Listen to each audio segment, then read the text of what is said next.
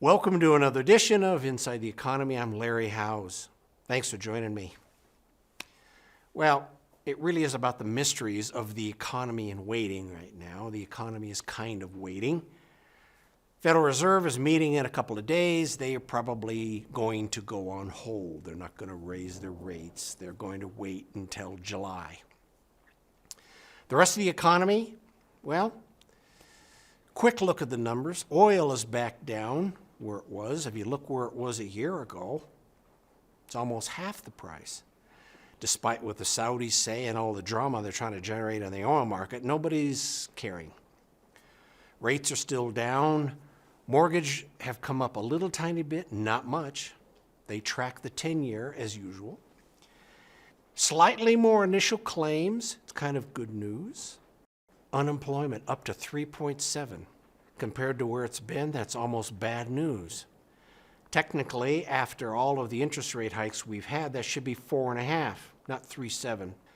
Labor market has slowed a little bit.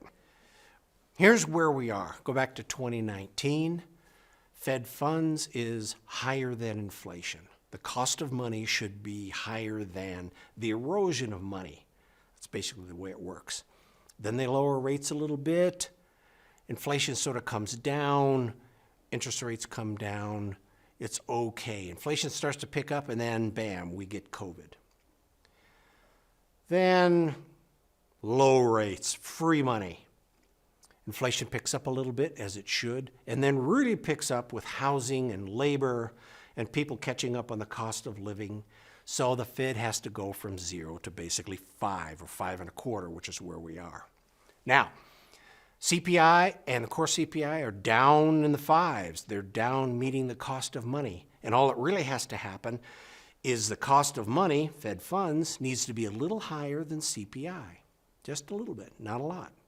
So the slope of CPI is important. Right now it's trending to about the middle of 2024. It should be back where the Fed wants it. Let's call it 2. So the Fed between now and then has to go from 5.25 to about 3. That's their job. We don't know how that's going to happen. We don't know how quickly CPI is going to decrease, but that's sort of the position right now. They've done their thing. Whether they raise another quarter or point or not really doesn't matter. It's simply a question of how CPI performs here in the next 4 or 5 months. Consumers, and we always look to the consumer and consumer spending when you're looking at maybe a recession, maybe not, or maybe slowing the economy down. Well, consumers have been behaving very well. We've gone through this before. Revolving debt, credit cards, has come down. The growth is down at a good number.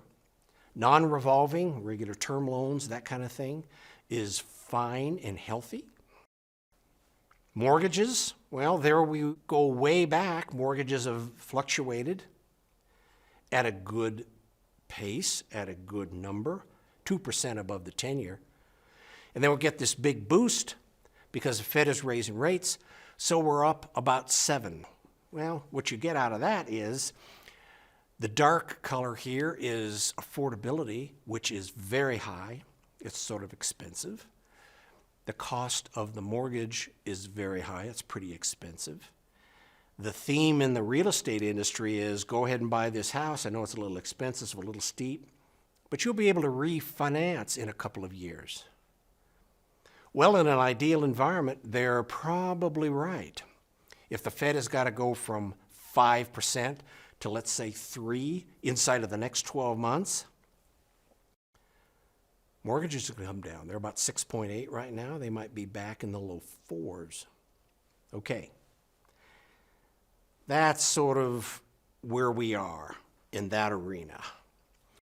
If the affordability is so bad, you'd think there'd be a lot of delinquencies and foreclosures. No, there's not. Delinquencies are way down. Foreclosures are way down. In fact, the foreclosure industry is sort of going, yeah, we're back to making money. We're above where we were during COVID, which was kind of low, but at least we were making a buck.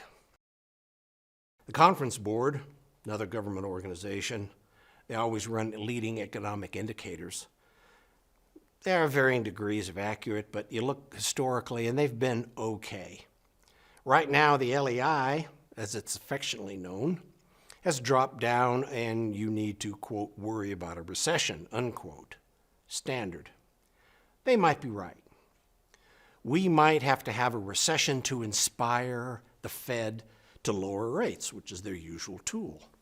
Well, they're perfectly aware of what's going on, and they're watching the CPI every day. They will very likely lower before they get a bad economy, and they, quote, have to. I think they're kind of on top of it. That isn't very dramatic either, but whether we get a recession or not, it doesn't matter anymore whether we get a 25 basis point increase in July, because I don't think it's going to be Wednesday. The markets, the S&P 500, the NASDAQ especially, they're doing fine. Not great, not spectacular. We don't want spectacular. We don't have the earnings yet that would justify spectacular. S&P 500's up, I'm guessing, about 20% in the last year. It's up, whatever it is, 8.5 on the year. NASDAQ's doing better than that. They're doing fine. They're growing and doing better on lack of drama. It's lack of bad news. It's lack of worry. It's lack of, gee, we don't know what's going to happen. Well, we don't really know what's going to happen. We just know what's most likely going to happen. The Fed lowers rates, CPI is under control. The rest of the economy, doing fine. Very, very resilient. Internationally, global manufacturing has slowed all around the world, especially Europe, China. They finally noticed that the world's number one customer, the United States, isn't buying as much. There isn't much of a frenzy, and the slow onshoring of manufacturing is starting to fill into the blanks. The fast onshoring of manufacturing is in Mexico, and they're just blazing along. Mexico is outperforming everybody in Latin America because we're bringing a lot of stuff there. On the right-hand side, you notice our total deficit, meaning buying more than we're selling, which is okay. The United States has always done that. It's not dramatic. It's okay. Not exporting as much oil, but buying more stuff slowly. But at the top, we're buying less and less from China. That trend is very clear. It's probably very positive. It's going to hold their manufacturing back. They manufacture, even if they're going to start manufacturing for the second-tier manufacturers who we still buy stuff from, it's still slowed. We're going to be doing more and more of that stuff domestically. That's just the nature of the beast. And there's been a couple of questions. Gee, aren't we worried about the dollar dropping because this and because that, and because we have a lot of debt, or because our trading partners are working against us, all that stuff. Don't worry about the dollar. There's a lot of media pieces out there to try and get a little activity in the currency market. And I'll remind you, there are about 200 people in the entire globe that control the currency market. They're always interested in a little bit of activity, small little activity. Typical trade in the currency market is a minimum of $50 million. So it's not a point of concern, or it's not a point of opportunity for somebody. The dollar is still the fiat currency. It is the global's reserve currency. There isn't a number two. The renminbi really never had a chance, and the euro had a chance. It's probably slipping away. Europe is likely in recession already. Finally, the West Coast is seeing fewer and fewer destination cargo drops, container drops. Some of that is we're buying less. A lot of that is they've been going through the canal and going to Houston. They're going to a lot of rebuilt ports, deeper ports, Charleston, all over the East Coast. They've been doing well and avoiding Long Beach. For whatever reasons, probably tired of sitting out in the ocean for 3.5 weeks waiting to be unloaded. Well, they don't have a volume problem anymore, and there are fewer and fewer ships showing up there.